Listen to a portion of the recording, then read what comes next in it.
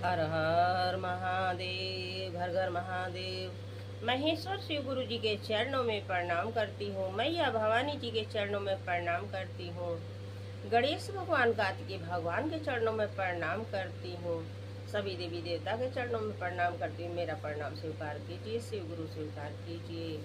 देखिए गुरु भाई बहन, एक बहुत ही सुंदर भजन सुनाने जा रही हूँ। इस भजन को सुनिए।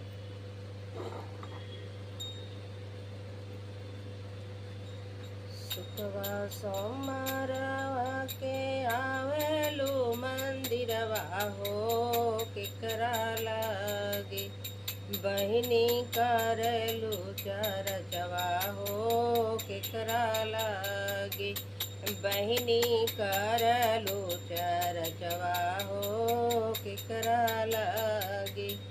शुक्रवा सोमवारवा के आवलो मंदिरवा हो केकरा लागे, बहिनी करलो चरचवा हो केकरा लागे, शिष्या करलो चरचवा हो केकरा लागे।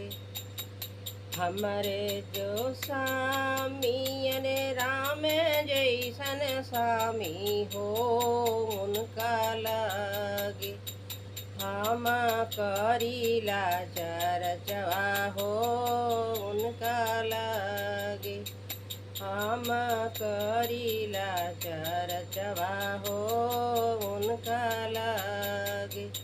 शुक्रवा सोमवारवा के आवेलू मंदिरवा हो केकरा लागे, बहिनी करलू चरचवा हो केकरा लागे, शिष्या करलू चरचवा हो केकरा लागे। हमर जो बेटा वायर सरवन जैसन बेटा हो उनका लागे, हम करीला चरचवा हो उनका लागे, बहिनी करीला चरचवा हो उनका लागे। शुक्रवा सोमवारवा के आवेलू मंदिरवा हो केकरा लागे, बहिनी करलू चरचवा हो केकरा लागे, शिष्या करलू चरचवा हो केकरा लागे। हमरे जो बेटी आयर लक्ष्मी जैसे बेटी हो उनका लागे, हम करीला चरचवा हो उनका लागे, बहिनी करीला चरचवा हो उनका लागे। शुक्रवा सोमवारवा के आवलू मंदिरवा हो केकरा लागे, बहिनी करलू चरचवा हो केकरा लागे, शिष्या करलू चरचवा हो केकरा लागे। हमर जो नाई हर के लोगवा हो उनका लागे, हम करीला चरचवा हो उनका लागे, बहिनी करीला चरचवा हो उनका लागे।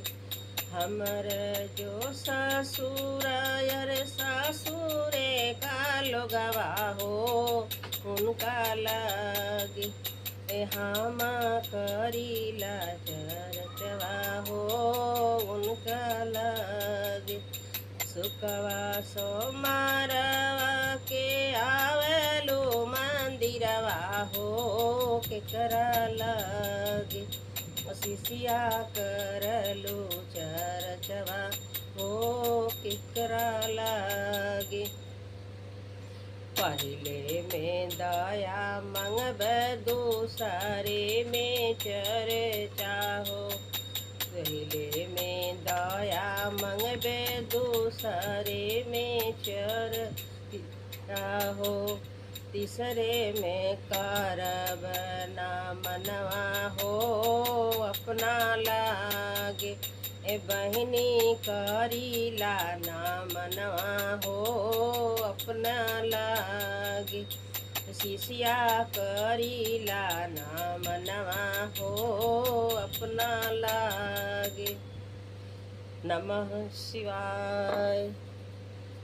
गुरु भाई बहन, ये भजन पसंद आया हो तो मेरे वीडियो को लाइक करें, शेयर करें, सब्सक्राइब कर लें कि जो भी गीत गाना भजन हम डालें आपके पास पहुंचता रहे, आप देखते रहे, सुनते रहे। महेश्वर शिव गुरु से दया लेते रहे। नमः शिवाय।